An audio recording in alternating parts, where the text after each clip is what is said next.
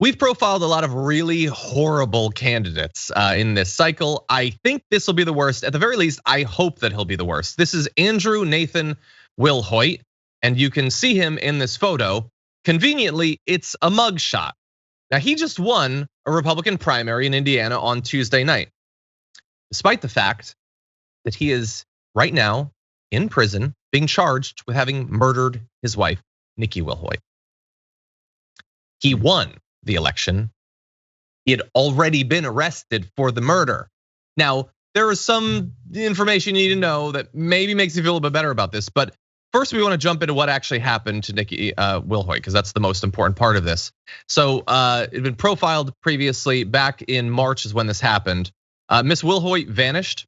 According to a press release from Boone County Sheriff's Office, deputies began investigating it Friday, March 25th, because a coworker said that she hadn't come to work. So here's what they have to say. Boone County investigators had originally taken a missing persons report earlier in the day and had taken a social media asking for the public to help in trying to find her. During the course of the investigation, detectives were able to determine that during the course of a domestic dispute, the candidate, Andrew, Elizabeth's husband, had struck her in the head with a blunt object, causing her to lose consciousness. He then placed her in a vehicle and drove her to a nearby creek where he dumped her body. Absolutely disgusting. She was a cancer patient at that point. She apparently had been thinking about divorce, maybe talking to him, letting him know that she was considering it. And this is absolutely disgusting what happened. Now, he received 60 votes. He will appear on the November ballot for the Clinton Township Board. There were 2 other winners in the primary to fill the 3 available seats. He will remain in jail until his trial, at the very least, if not, the rest of his life. And apparently, the way that the structure of the election works, even if he had gotten only 1 vote, because it wasn't challenged, there are no Democrats running, he could fit into that last slot no matter what. But he still received 60 votes, JR. Maybe they didn't know. I want to believe that they didn't know. What do you think? This probably to a degree that, but I'm sure the other folks had heard and maybe they speculated, maybe they just don't care. They're like, what did she do then? We know we hear about these types of violence. Maybe it doesn't always result in death, but whenever people get victimized, there's definitely a percentage of people that are like, well, what did she do? Well, do you guys know what happened in the fight? Things like that, to justify it because maybe they have skeletons in their closets. Maybe specifically, or maybe actually they have those in their closet. But again, it's 60 votes. It's such a small area. Maybe reasons why someone like this would think they can get some kind of position of power in this area because there's just not that many people there.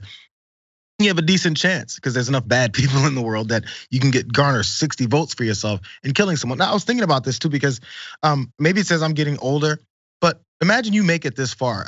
There was Adrian sent me something about this elderly man that was killed, or maybe it was a woman that was killed. And I was like, imagine getting to this point in your life, and first off, she's diagnosed with cancer and has to go through all this chemo and everything. And the end of your life is consistently on your mind, and your husband's the one that does this to you. I know, right? And this is the end of your existence. It's over. Like people don't fully really collect the thought process of what it is when someone does this to another person and then dump your body, and that's the end of you. And this guy gets enough votes to be on some kind of board in this garbage county. Sorry for people who live there who are decent folks, but this is now a member of some representation in your town. Who would not be up in arms about this? Look, there are people saying there's no reason you can't be a candidate. You're innocent until you're proven guilty. That's all true. Sure, that is true. Anyway, look, I think considering the low level of this and how severe it is, the Republicans are gonna keep him at arm's distance, I'm sure. But like, how many of these sorts of things have we had to talk about in just one cycle? And bear in mind, we profile a lot of bad candidates in every cycle. We've had to sort of focus our time on physical abusers and sexual abusers. We haven't really put any time into just like the crazies. Like in past cycles, we've talked about those who believe in QAnon and conspiracy theories. Like we don't even really have headspace and time to do that because we have to deal with people who are literally committing violent crimes against people. That's now the threshold. And look, this guy, he killed his cancer-stricken wife. We had the candidate we talked about just yesterday, who back in the 90s like pushed his pregnant wife down and kicked her. And like there's multiple candidates like this, and they're not gonna endorse this guy or whatever. They don't even care about this level.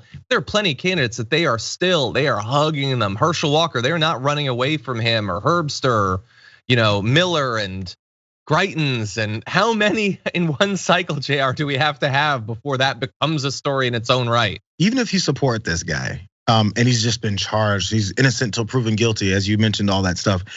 Do you want a guy representing you? What type of work do you want him to do while he's fighting his legal case? While he's in jail and has to try to find some kind of bail? Because he's charged with murder, I would assume. That's not something you're just gonna bail out with $5,000 for. Or maybe in this county you do. What capacity do you think he has to do the work that you expect him to do to represent you? Or whatever it is that you expect him to do? These things aren't thought through. I did a story earlier today about Corey Mills, who's running for Congress, larger office than this guy is running for. And he's talking about tear gassing the media.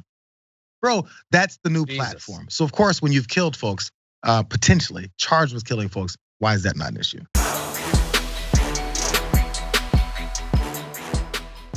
For more political news, breakdowns, interviews, stories of activism, and me trying my hardest to care about the occasional big celebrity news story, subscribe to our YouTube channel at youtube.com/The Damage Report. And you can ring the bell wherever it is so you don't miss anything.